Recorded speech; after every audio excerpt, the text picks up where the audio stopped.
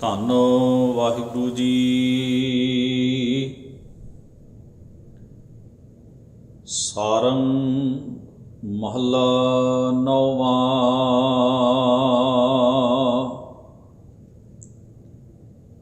ਕਹਾ ਨਾਰ ਆਪਨੋ ਜਨਮ ਗਵਾਵੈ,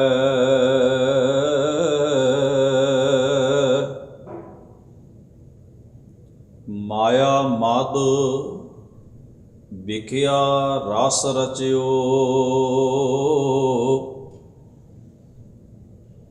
ਰਾਮ ਸ਼ਰਨ ਨਹੀਂ ਆਵੈ,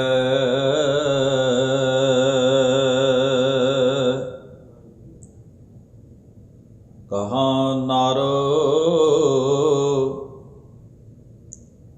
ਆਪਨੋ ਜਨਮ ਗਵਾਵੈ, ਮਾਇਆ ਮਦ ਵਿਖਿਆ ਰਸ ਰਚਿਓ। ਰਾਮ ਸ਼ਰਨ ਨਹੀਂ ਆਵੈ, ਰਹਾਉ। ਇਹ ਸੰਸਾਰ ਸਗਲ ਹੈ ਸੁਪਨੋ, ਦੇਖ ਕਹਾਂ ਲੋਭਾਵੈ।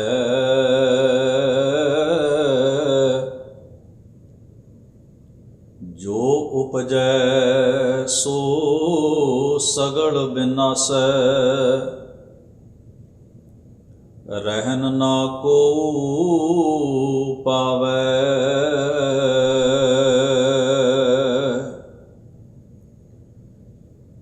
ਮਿਥਿਆ ਤਨ ਸਾਚੋ ਕਰ ਮਾਨਿਓ, ਇਹ ਬਿਦ ਆਪ ਬੰਧਾਵੈ।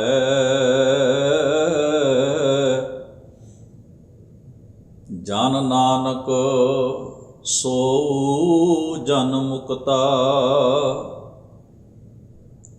ਰਾਮ ਭਜਨ ਚਿਤ ਲਾਵੈ।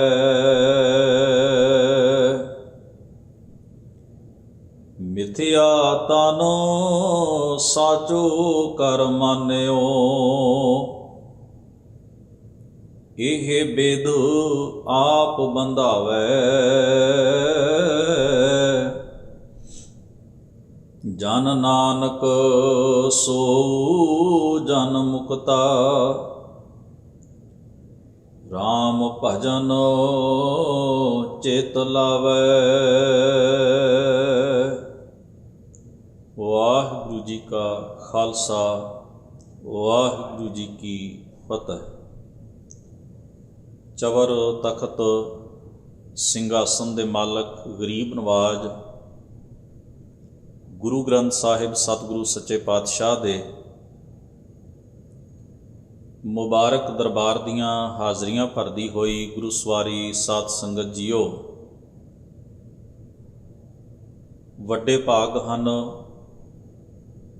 ਗੁਰੂ ਮਹਾਰਾਜ ਦੀ ਪਾਵਨ ਬਾਣੀ ਦੇ ਪਾਠ, ਗੁਰਬਾਣੀ ਦੇ ਕੀਰਤਨ ਬੜੇ ਪ੍ਰੇਮ ਇਕਾਗਰਤਾ ਸਹਿਤ ਸਤਿਗੁਰੂ ਦੀ ਮੁਬਾਰਕ ਗੋਦ ਵਿੱਚ ਬੈਠ ਕੇ ਆਪ ਜੀ ਸ਼ਰਵਣ ਕਰ ਰਹੇ ਸੀ। ਗੁਰੂ ਤੇਗ ਬਹਾਦਰ ਮਹਾਰਾਜ ਨੌਵੇਂ ਪਾਤਸ਼ਾਹ ਸਤਿਗੁਰੂ ਦੇ ਉਚਾਰਨ ਕੀਤੇ ਹੋਏ ਮੁਬਾਰਕ ਸ਼ਬਦਾਂ ਦੀ ਵਿਚਾਰ ਜੋ ਗਾਹੇ ਬਗਾਹੇ ਸਤਿਗੁਰੂ ਪਾਤਸ਼ਾਹ ਮਹਾਰਾਜ ਜੀ ਦੇ ਦਰਬਾਰ ਵਿੱਚ ਆਪਾਂ ਕਰਨ ਦਾ ਯਤਨ ਕਰਦੇ ਆ ਰਹੇ ਹਾਂ। ਗੁਰੂ ਗ੍ਰੰਥ ਸਾਹਿਬ ਮਹਾਰਾਜ ਦੇ ਅੰਕ ਨੰਬਰ 1231 ਉੱਪਰ ਇਹ ਮੁਬਾਰਕ ਸ਼ਬਦ ਹੈ, ਜਿਸ ਦਾ ਪਾਠ ਆਪ ਜੀ ਨੇ ਹੁਣੇ ਹੀ ਸ਼ਰਵਣ ਕੀਤਾ ਹੈ। ਰਾਗ ਸਾਰੰਗ ਦੇ ਵਿੱਚ ਮਹਾਰਾਜ ਦਾ ਇਹ ਕ੍ਰਮ ਅੰਕ ਅਨੁਸਾਰ ਤੀਸਰਾ ਸ਼ਬਦ ਹੈ। ਜਿਵੇਂ ਪਿਛੋਕੜ ਵਿੱਚ ਪਹਿਲੇ ਸ਼ਬਦਾਂ ਦੀ ਵਿਚਾਰ ਕਰਦਿਆਂ ਬਹੁਤ ਸਾਰੇ ਗੁਰੂ ਤੇਗ ਬਹਾਦਰ ਮਹਾਰਾਜ ਦੀ ਮੁਬਾਰਕ ਬਾਣੀ ਵਿੱਚ ਆਏ ਹੋਏ ਜੀਵਨ ਦੇ ਸੰਬੰਧ ਵਿੱਚ ਜਿਹੜੇ ਪੱਖ ਨੇ ਉਹਨਾਂ ਨੂੰ ਆਪਾਂ ਵਿਚਾਰਨ ਦਾ ਯਤਨ ਕੀਤਾ ਹੈ। ਸਤਿਗੁਰੂ ਮਹਾਰਾਜ ਨੇ ਮੂਲ ਟੇਕ ਇਸ ਗੱਲ ਉੱਤੇ ਰੱਖੀ ਹੈ ਆਪਣੀ ਬਾਣੀ ਵਿੱਚ ਕਿ ਮਨੁੱਖ ਆਪਣੇ ਜੀਵਨ ਦੇ ਪ੍ਰਤੀ ਸੁਹਿਰਦ ਹੋਵੇ, ਸੰਸੀਅਰ ਹੋਵੇ। ਜੇ ਮੌਤ ਦੀ ਗੱਲ ਵੀ ਕੀਤੀ ਹੈ ਤੇ ਉਹ ਵੀ ਇਸ ਸੰਦਰਭ ਵਿੱਚ ਨਹੀਂ ਕੀਤੀ ਕਿ ਮਨੁੱਖ ਨੂੰ ਡਰਾਇਆ ਜਾਏ। ਇਸ ਸੰਦਰਭ 'ਚ ਕੀਤੀ ਹੈ ਕਿ ਜੀਵਨ ਦੀ ਅਵਧੀ, ਵਕਤ ਜਿਹੜਾ ਹੈ, ਓੜਕ ਨੂੰ ਇਹਨੇ ਮੁੱਕ ਜਾਣਾ ਹੈ ਤੇ ਇਸ ਜੀਵਨ ਦੀ ਕਦਰ ਕੀਮਤ ਨੂੰ ਸਮਝ। ਜਿਵੇਂ ਆਪਾਂ ਸਮਝਦੇ ਨਾ ਕਿਸੇ ਮਨੁੱਖ ਦੇ ਕੋਲ ਬੜੀ ਕੋਈ ਲਿਮਟਿਡ ਜਿਹੀ ਸਮੱਗਰੀ ਹੋਵੇ, ਮੰਨ ਲਓ ਪੈਸੇ ਥੋੜ੍ਹੇ ਨੇ ਤੇ ਸਾਨੂੰ ਭੁੱਖ ਵੀ ਲੱਗਣੀ ਹੈ ਤੇ ਅਸੀਂ ਸਫ਼ਰ ਦੇ ਉੱਤੇ ਹਾਂ ਤੇ ਸਾਨੂੰ ਪਤਾ ਹੈ ਵੀ ਇੰਨੇ ਪੈਸਿਆਂ ਵਿੱਚ ਅਸੀਂ ਕਿਰਾਇਆ ਵੀ ਲਾਉਣਾ ਹੈ ਤੇ ਇੰਨੇ ਪੈਸਿਆਂ ਵਿੱਚ ਅਸੀਂ ਰਸਤੇ ਵਿੱਚੋਂ ਕੁਝ ਲੈ ਕੇ ਵੀ ਖਾਣਾ ਹੈ।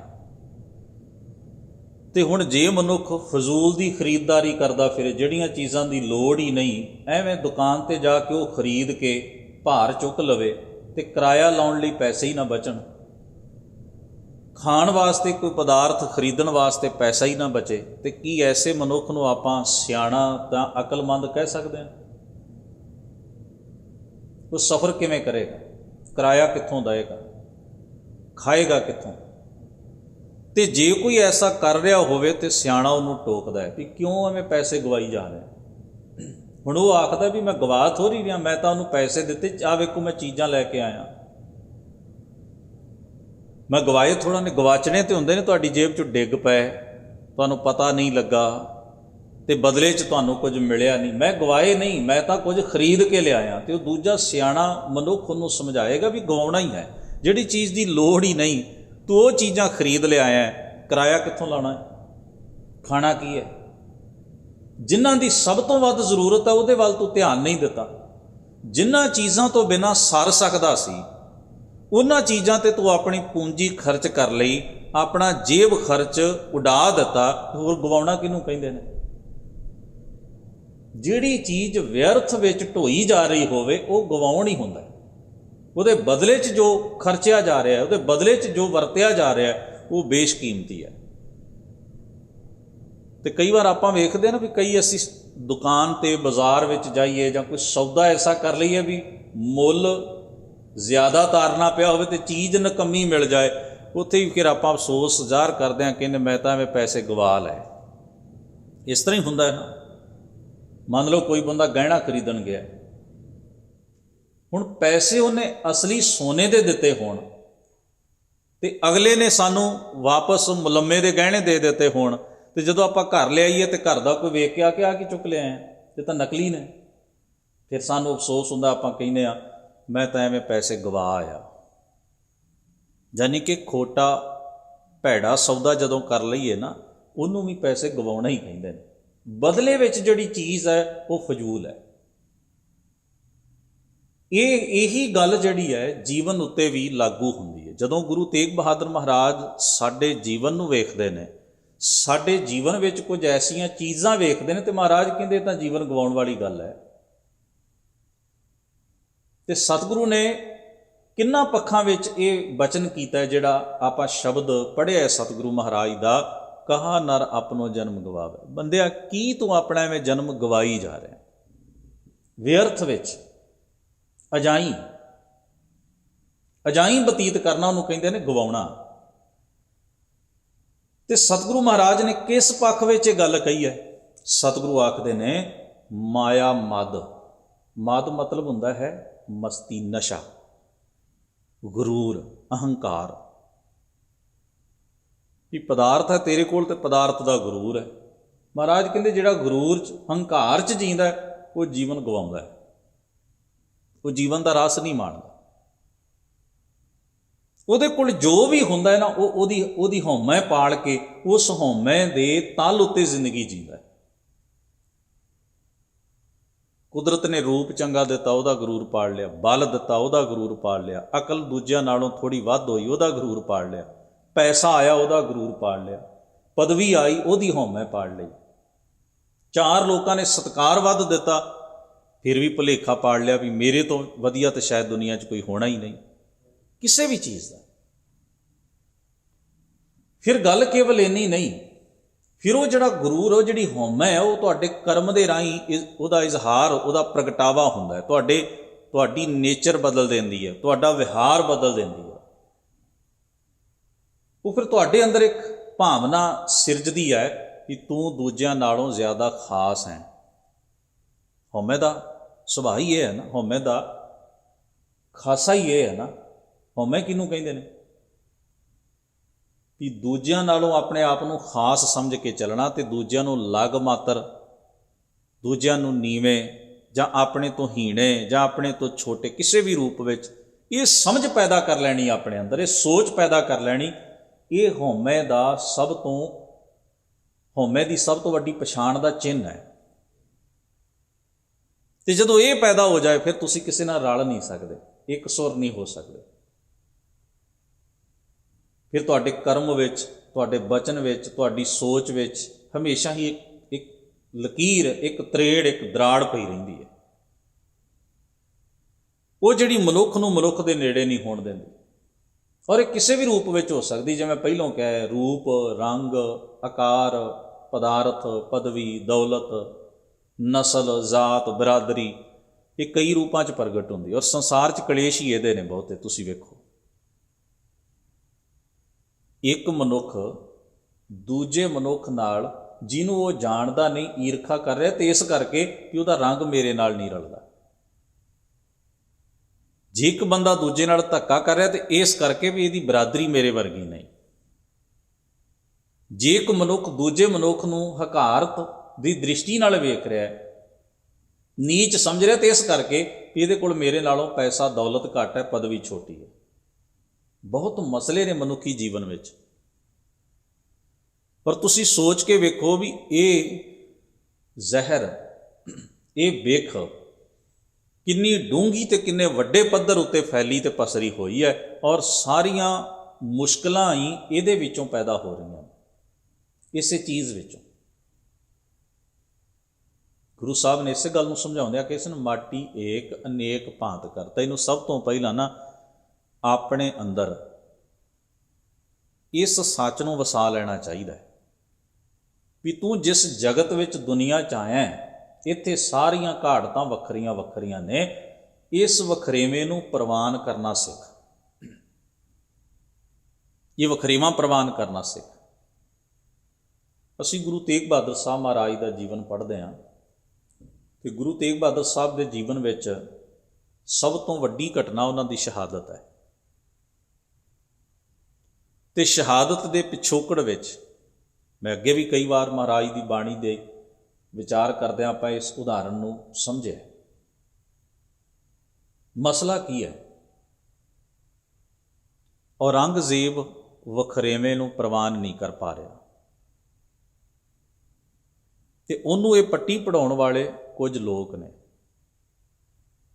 ਕੁਝ ਲੋਕ, ਇੱਕ ਲੌਬੀ, ਇੱਕ ਧਿਰ, ਜਿਸ ਨੇ ਮੁਗਲਿਆ ਸਲਤਨਤ ਤੇ ਮੁਗਲ ਬਾਦਸ਼ਾਹਾਂ ਦੇ ਦਿਮਾਗ ਤੇ ਦਿਲ ਵਿੱਚ ਇਹ ਖਿਆਲ ਪੈਦਾ ਕੀਤੇ, ਉਹਨਾਂ ਨੂੰ ਇਸ ਸੋਚ ਦੇ ਧਾਰਨੀ ਬਣਾ ਕੇ ਤੰਗ ਦਿਲੀ ਦੀਆਂ ਵਲਗਣਾਂ ਵਿੱਚ ਬੰਨ੍ਹ ਦਿੱਤਾ ਵੀ ਜੋ ਤੁਹਾਡੇ ਤੋਂ ਵੱਖਰਾ ਹੈ, ਜਾਂ ਤਾਂ ਤੁਹਾਡੇ ਵਰਗਾ ਹੋ ਜਾਏ, ਅਤੇ ਜਾਂ ਉਹਨੂੰ ਫਿਰ ਉਹਦੀ ਔਕਾਤ ਵਿਖਾਉਂਦੇ ਰਹੋ ਕਿ ਉਹ ਨੀਵਾਂ।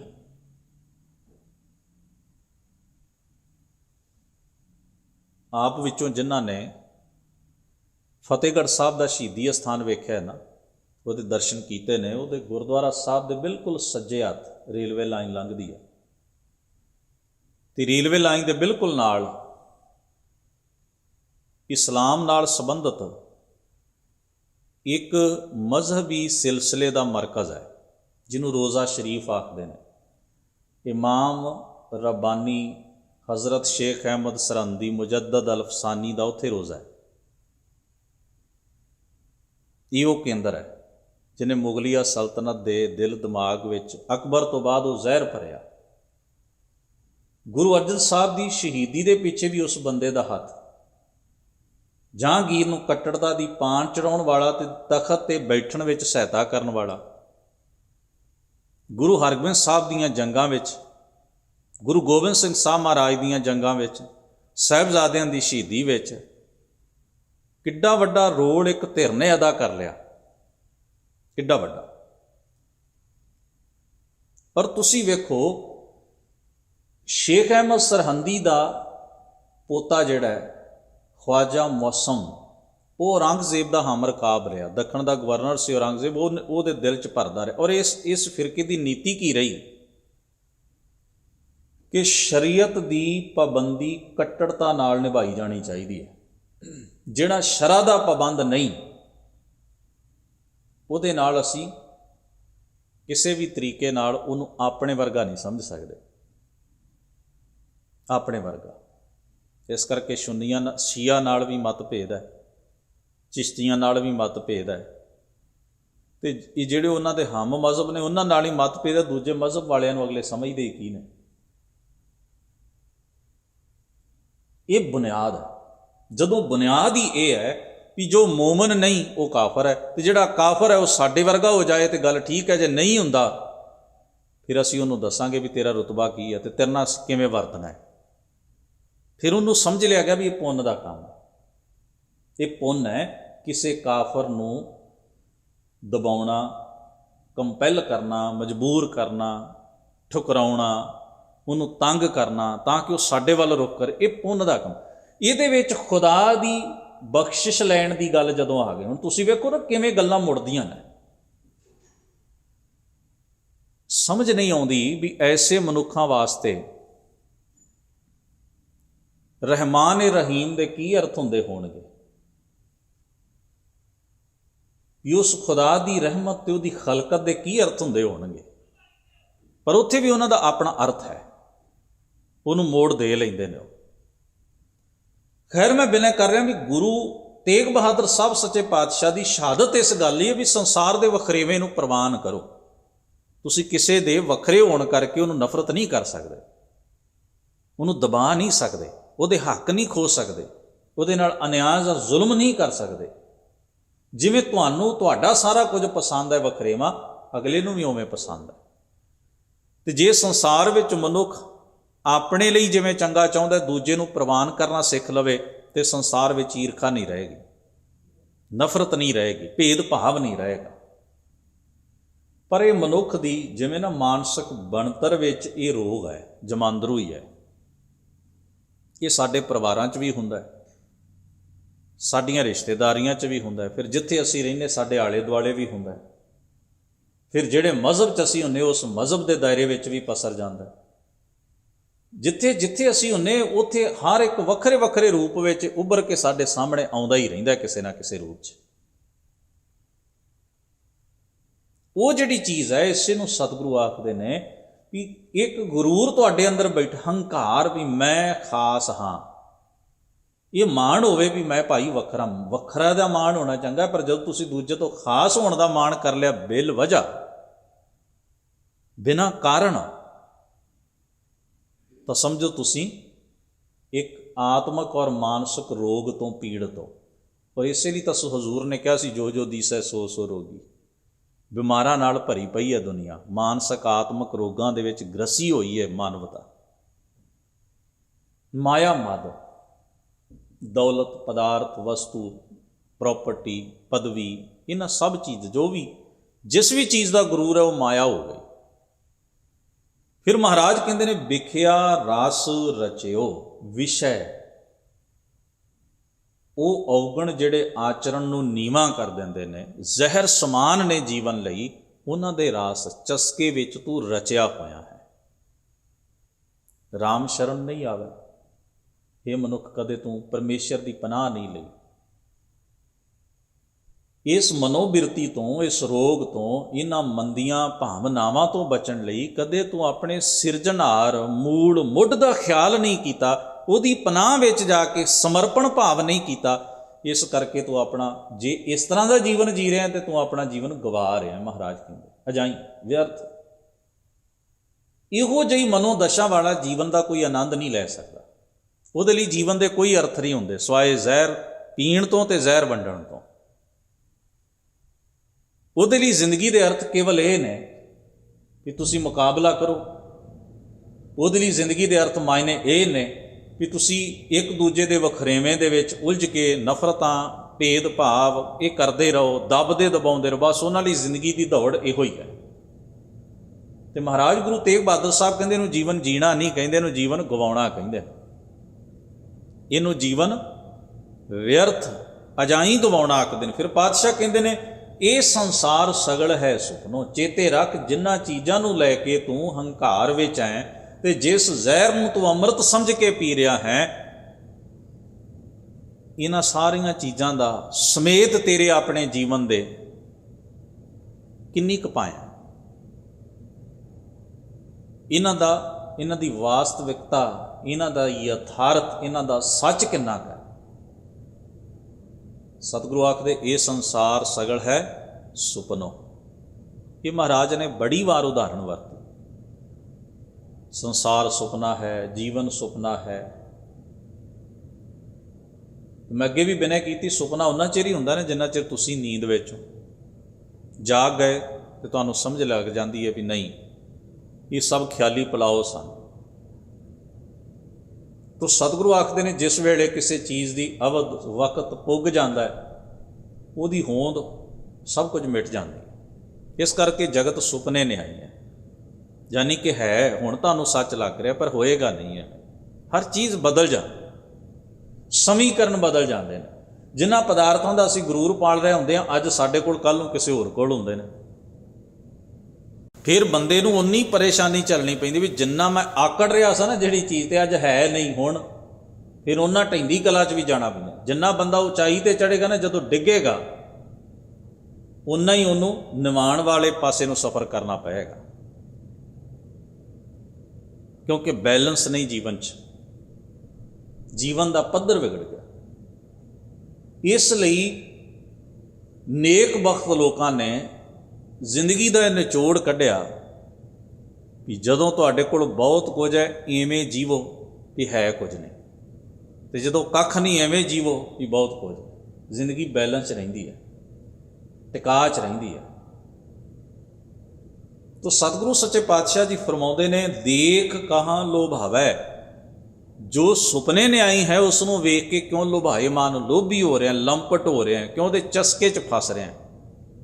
ਪਾਤਸ਼ਾਹ ਆਖਦੇ ਜੋ ਉਪਜੈ ਸੋ ਸਗਲ ਵਿਨਾਸ਼ੈ। ਇਹ ਸੱਚ ਆਪਣੇ ਦਿਲ, ਦਿਮਾਗ, ਸੁਰਤ ਵਿੱਚ ਵਸਾ ਲਿਆ ਵੀ ਜਿਹੜੀ ਵੀ ਚੀਜ਼ ਉਪਜਦੀ, ਪੈਦਾ ਹੁੰਦੀ, ਸਿਰਜੀ ਜਾਂਦੀ, ਘੜੀ ਜਾਂਦੀ, ਬਣਾਈ ਜਾਂਦੀ ਹੈ, ਉਹ ਅਖੀਰ ਨੂੰ ਬਿਨਸਦੀ, ਉਹਨੇ ਵਕਤ ਪਾ ਕੇ ਖਤਮ ਹੋਣਾ ਹੁੰਦਾ ਹੈ। ਉਸੇ ਰੂਪ ਵਿੱਚ ਸਦਾ ਨਹੀਂ ਰਹਿ ਸਕਦੀ। ਪਾਤਸ਼ਾਹ ਕਹਿੰਦੇ ਨੇ ਰਹਿਣ ਨਾ ਕੋ ਭਾਵੈ, ਕੋਈ ਚੀਜ਼ ਵੀ ਆਪਣੇ ਉਸੇ ਰੂਪ ਵਿੱਚ, ਬਣਾਵਟ ਵਿੱਚ, ਆਪਣੀ ਹੋਂਦ ਵਿੱਚ ਉਸੇ ਤਰੀਕੇ ਨਾਲ ਨਹੀਂ ਰਹਿੰਦੀ, ਰਹਿ ਨਹੀਂ ਸਕਦੀ। ਇਹ ਕੁਦਰਤ ਦਾ ਸੱਚ ਹੈ, ਨੇਮ ਹੈ। ਪਾਤਸ਼ਾਹ ਫਰਮਾਉਂਦੇ ਨੇ ਮਿਥਿਆ ਤਨ ਸਾਚੋ ਕਰਮਨ। ਮਿਥਿਆ ਦਾ ਮਤਲਬ ਹੈ ਜੋ ਹੈ ਰਹੇਗਾ ਨਹੀਂ, ਜਾਂ ਸੀ ਅੱਜ ਹੈ ਨਹੀਂ। ਜਿੱਥੇ ਦੋਵੇਂ ਗੱਲਾਂ ਟੁੱਕਦੀਆਂ ਨੇ, ਸੀ ਹੈ ਨਹੀਂ, ਹੈ ਹੋਏਗਾ ਨਹੀਂ, ਉਹ ਮਿੱਥ ਹੈ। ਜਿਸ ਦੇ ਬਾਅਦ ਵਿੱਚ, ਜਿਸ ਦੇ ਸਦਾ ਹੋਣ ਦੇ ਅੱਗੇ ਪ੍ਰਸ਼ਨ ਚਿੰਨ੍ਹ ਲੱਗ ਜਾਏ ਵੀ ਸਦਾ ਹੈ, ਸਦਾ ਰਹੇਗਾ, ਪ੍ਰਸ਼ਨ ਚਿੰਨ੍ਹ ਲੱਗ ਗਿਆ, ਉਹ ਮਿੱਥ ਹੈ। ਸਤਿਗੁਰੂ ਆਖਦੇ ਨੇ ਮਿਥਿਆ ਤਨ, ਇਸੇ ਤਰ੍ਹਾਂ ਤਨ ਵੀ ਨਾਸ਼ਵੰਤ ਹੈ। ਇਹਦੇ ਅੱਗੇ ਪ੍ਰਸ਼ਨ ਚਿੰਨ੍ਹ ਵੀ ਇਹ ਰਹੇਗਾ ਨਹੀਂ, ਕੁਐਸਚਨ ਮਾਰਕ, ਨਹੀਂ ਰਹੇਗਾ। ਸਤਿਗੁਰੂ ਆਖਦੇ ਮਿਥਿਆ ਤਨ ਸਾਚੋ ਕਰ ਮਨ। ਸਾਚੋ ਦਾ ਮਤਲਬ ਹੈ ਥਿਰ ਰਹਿਣ ਵਾਲਾ, ਸਦਾ ਜਿਉਂਦਾ ਰਹਿਣ ਵਾਲਾ। ਤੂੰ ਮੰਨ ਲਿਆ, ਤੇਰੀ ਬਣਾਵਟ ਵਿੱਚ ਇਹੋ ਹੀ ਭਰਮ ਹੈ ਵੀ ਮੈਨੂੰ ਕੀ ਹੋਣ ਲੱਗਿਆ, ਕੀ ਫਰਕ ਪੈਂਦਾ। ਐਸਾ ਨਹੀਂ ਵੀ ਸਾਨੂੰ ਪਤਾ ਨਹੀਂ, ਪਤਾ ਹੈ, ਜਾਣਕਾਰੀ ਹੈ, ਪਰ ਸਾਡੀ ਬਣਾਵਟ ਵਿੱਚ ਭਰਮ ਹੈ। ਤੋ ਪਾਤਸ਼ਾਹ ਇਸ ਕਰਕੇ ਆਖਦੇ ਇਹ ਵਿਦਾਪ ਬੰਧਾਵੈ। ਇਹ ਭਾਈ ਇਸ ਭਰਮ ਭੁਲੇਖੇ ਕਰਕੇ ਤੂੰ ਆਪਣਾ ਆਪ ਹੰਕਾਰ 'ਚ ਬਣਾ ਲੈਣਾ, ਇਸੇ ਕਰਕੇ ਵਿਖਿਆ ਰਸ ਵਿੱਚ ਵੱਜ ਜਾਂਦਾ। ਜਨ ਨਾਨਕ ਸੋਊ ਜਨ ਮੁਕਤਾ। ਪਾਤਸ਼ਾਹ ਕਹਿੰਦੇ ਨੇ ਮੁਕਤ ਕੌਣ ਹੋਏਗਾ। ਵੇਖੋ ਨਾ, ਜਦੋਂ ਆਪਾਂ ਸ਼ਬਦ ਦੀ ਆਰੰਭਤਾ ਤੋਂ ਲੈ ਕੇ ਸ਼ਬਦ ਨੂੰ ਪੜ੍ਹਿਆ ਤੇ ਮੁਕਤਾ ਦੇ ਅਰਥ ਵੀ ਇਸੇ ਸੰਦਰਭ ਵਿੱਚ ਹੋਣੇ ਨੇ, ਕਿਉਂਕਿ ਬੱਝਾ ਕਾਹਦੇ 'ਚ ਮਹਾਰਾਜ ਨੇ ਇਹ ਵਿਦਾਪ ਬੰਧਾਵੇ ਕਿਹਾ। ਤੇ ਬੱਝਾ ਕਾਹਦੇ 'ਚ ਹੈ? ਦੂਸਰੀ ਪੰਕਤੀ 'ਚ ਮਹਾਰਾਜ ਨੇ ਇਹਨੂੰ ਤਫਸੀਲ ਨਾਲ ਬਿਆਨ ਕੀਤਾ ਹੈ, ਮਾਇਆ ਮਦ ਵਿਖਿਆ ਰਸ ਰਚਿਓ, ਇਹਦੇ ਵਿੱਚ ਬੱਝਾ। ਤੇ ਮੁਕਤੀ ਦੀ ਗੱਲ ਵੀ ਇਹਦੇ ਵਿੱਚੋਂ ਛੁੱਟਣ ਵਿੱਚ ਹੈ ਮਹਾਰਾਜ ਦੇ। ਇਹ ਹੁਣ ਸ਼ਬਦ ਦਾ ਸੰਦਰਭ ਹੈ। ਮੁਕਤ ਹੋਣ ਦੀ ਗੱਲ ਵੀ ਇਸੇ ਅਕੋਰਡਿੰਗ, ਇਸੇ ਅਰਥ ਸੰਦਰਭ ਵਿੱਚ ਹੀ ਹੋਣੀ ਵੀ ਬੱਝਾ ਕਾਹਦੇ 'ਚ ਹੈ। ਇਹ ਤਾਂ ਮੁਕਤ ਹੋਣ ਦੀ ਗੱਲ ਤਾਂ ਹੈ ਨਾ, ਜੇ ਉਹਨੂੰ ਬੰਧਨ ਦੀ ਸਮਝ ਵਿੱਚ ਆ ਜਾਏ ਵੀ ਬੰਧਨ ਕੀ ਹੈ, ਬੱਝਾ ਕਾਹਦੇ 'ਚ ਹੈ, ਕੈਦ ਕਾਹਦੇ 'ਚ ਹੈ, ਛੁੱਟਣਾ ਕਿਹੜੀ ਚੀਜ਼ ਤੋਂ ਹੈ। ਤੋ ਸਤਿਗੁਰੂ ਮਹਾਰਾਜ ਨੇ ਹਉਮੈ ਦਾ ਵਿਸ਼ੇ ਵਿਕਾਰਾਂ ਦਾ ਜਿਹੜਾ ਬੰਧਨ ਹੈ ਸੁਰਤ ਨੂੰ, ਜੀਵਨ ਨੂੰ, ਉਸ ਬੰਧਨ ਤੋਂ ਸਤਿਗੁਰੂ ਪਾਤਸ਼ਾਹ ਨੇ ਕਿਹਾ ਉਹੀ ਮੁਕਤ ਹੋ ਸਕਦਾ ਹੈ। ਕੌਣ ਮੁਕਤ ਹੁੰਦਾ ਹੈ? ਰਾਮ ਭਜਨ ਚਿਤ ਲਾਵੈ। ਚਿਤ ਮਤਲਬ ਸਾਡੀ ਚਿੰਤਨ ਸੱਤਾ, ਚਿੰਤਨ ਕਰਨ ਵਾਲੀ ਸਾਡੇ ਅੰਦਰ ਦੀ ਜਿਹੜੀ ਮੂਲ ਤੱਤ ਹੈ, ਜਿਹੜਾ ਜਦੋਂ ਸਾਡੇ ਚਿੰਤਨ ਵਿੱਚ ਸਰਵ ਵਿਆਪਕ ਪਰਮੇਸ਼ਰ ਹੋਏ, ਰਾਮ ਸਰਵ ਵਿਆਪਕ, ਉਹਦੇ ਗੁਣ, ਉਹਦਾ ਹੁਕਮ, ਉਹਦੀ ਰਜ਼ਾ, ਪਾਤਸ਼ਾਹ ਆਖਦੇ ਨੇ ਫਿਰ ਅਸੀਂ ਇਹ ਉਪਰੋਕਤ ਬੰਧਨਾਂ ਤੋਂ ਮੁਕਤ ਹੋ ਜਾ। ਉਹ ਮਨੁੱਖ ਮੁਕਤ ਹੋਏਗਾ ਜਿਹਦੇ ਚਿੱਤ ਵਿੱਚ ਰਾਮ ਭਜਨ ਹੈ, ਜਿਹਦੇ ਚਿੱਤ ਵਿੱਚ ਰਮੇ ਹੋਏ ਸਰਵ ਵਿਆਪਕ ਅਕਾਲ ਪੁਰਖ ਦੀ ਰਜ਼ਾ, ਭਾਣਾ, ਹੁਕਮ, ਯਾਦ, ਗੁਣ, ਚਿੰਤਨ, ਬੰਦਗੀ ਹੈ, ਉਹ ਮੁਕਤ ਹੋ ਜਾਏਗਾ। ਸਾਹਿਬ ਕਿਰਪਾ ਰਹਿਮਤ ਬਖਸ਼ਿਸ਼ ਕਰਨ। ਇਹ ਮੁਬਾਰਕ ਉਪਦੇਸ਼ ਸਾਡੇ ਸਭਨਾਂ ਦੇ ਜੀਵਨ ਦਾ ਆਧਾਰ ਬਣੇ। ਸਤਿਗੁਰੂ ਮਹਾਰਾਜ ਹੋਈਆਂ ਭੁੱਲਾਂ ਚੁੱਕਾਂ ਦੀ ਖਿਮਾ ਬਖਸ਼ਿਸ਼ ਕਰਨ। ਆਪ ਸਭਨਾਂ ਦਾ ਧੰਨਵਾਦ। ਅਦਬ ਸਹਿਤ ਗੁਰੂ ਫਤਿਹ ਨਾਲ ਸਾਂਝ ਬਣਾਓ। ਵਾਹਿਗੁਰੂ ਜੀ ਕਾ ਖਾਲਸਾ, ਵਾਹਿਗੁਰੂ ਜੀ ਕੀ ਫਤਿਹ।